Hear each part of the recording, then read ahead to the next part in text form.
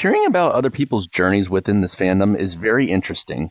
However, today I would specifically want to ask that question to the people in the fandom that who at one point used to hate or despise furries, because I'm well aware that there's plenty of people in this fandom who at one point did actually, in fact, do that. And therefore, after whether it was during COVID or through social media, that was what was able to give them a better idea of what the fandom really was, only to realize that they were also a furry themselves. So I would like to hear it from those ones, the ones that used to hate or despise the fandom. What was your journey like?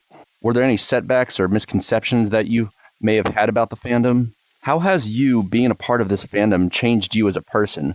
Do you think being part of this fandom made you better as a person or maybe made you worse as a person? Do you have any regrets? Any things that you may have said to a furry at one point during that period of time where you hated them that you wish to sought forgiveness from them? Are there any kind of things that you wish you had never said during that period of time when you hated furries?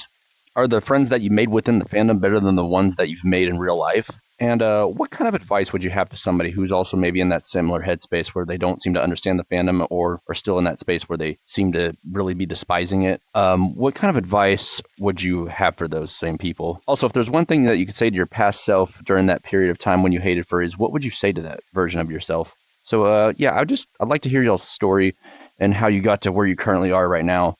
And hopefully we can all have a constructive conversation and down in the comments about different experiences and all that kind of stuff.